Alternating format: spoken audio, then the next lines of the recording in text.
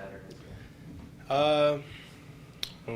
We learned that we gotta start our games faster, get lined up better, handle the tempo more. We learned a lot of lessons, so using those to move forward.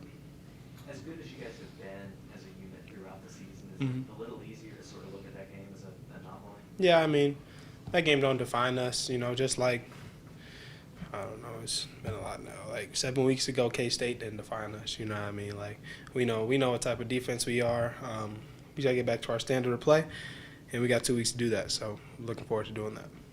You've already said that this will be your final year here. What do you need to take away from your time at Missouri? What do you love about the place? That's a great question. This school has taught me so much as an athlete. I mean, first I'll talk about not an athlete. It just taught me how to. Taught me how to not take stuff personal. I mean, how to scratch that. I don't know what I'm talking about. It taught me that relationships, can really last a long time. I feel like that's something I'm super grateful for. I feel like even after I leave here, I'm gonna have some relationships with older people, younger people, my teammates now that I feel like I'll always be able to come back here and get a job or start my life if I wanted to. So just relationships like that. From a football aspect, man, it's taught me so much. It's taught me that life isn't fair. You know what I mean? I feel like that's kind of a harsh way to put it, but I've been here 4 years and been 500 every year. You know what I mean? And I personally worked hard, you know what I mean? And not saying my teammates don't, everybody works hard, but sometimes even in life when you work really hard, you still will fall short of stuff like that. And that's something that's kind of disappointing to me that I had to experience that, but at the same time, I feel like it's taught me a lot of lessons. It's taught me that even though you do fall short, don't stop and don't give up. Keep doing the process because one day that day will come, and I'm looking forward to that day coming. So, yeah. Martez, what did the decision-making process look like when you decided not to come back, and how difficult a decision was that? Yeah.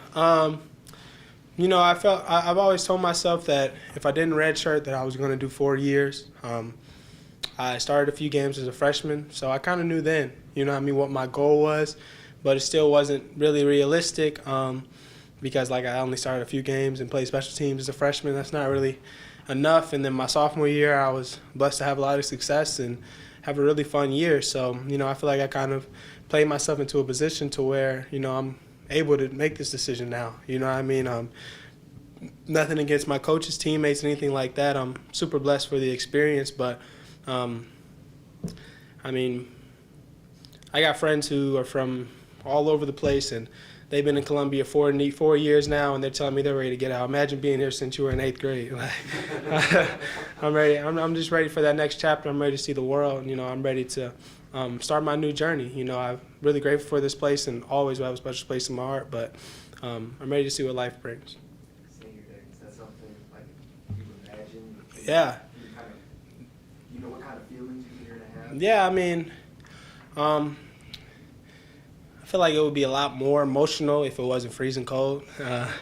Maybe I could have a lot more fans there to enjoy it with. But man, it's gonna be an awesome day this week. Coach Drink, our coaches have done a great job of making this week about us. It's gonna be a great feeling. I'm really excited for it. I remember even before the Kentucky game, I was really emotional. You know what I mean? Never before. I never experienced something like it, and I feel like that was just a small glimpse of how I'm gonna feel on Saturday. You know what I mean? It's just been such a long road, and to be able to finally say that you're at the top of the mountain, you know what I mean? It's a great feeling. Martez, you kind of mentioned overcoming that adversity of knowing you'll finish 500 each year, but now you have a chance to possibly win these last 2 games and qualify for bowl eligibility. So what have you kind of said to other teammates, younger guys, to kind of keep their spirits up as you kind of fight for that spot?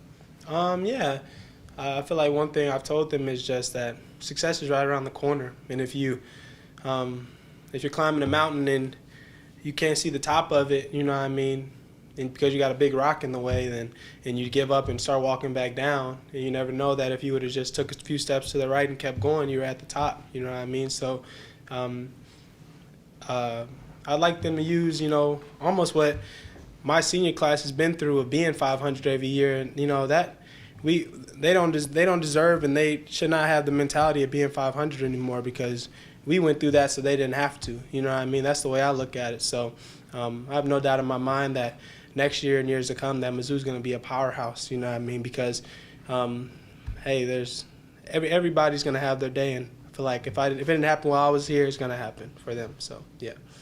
Martez, behind you, like Dalen Cornell could take your lion's share for Yeah. the season, but who else is really stepping up that you're seeing?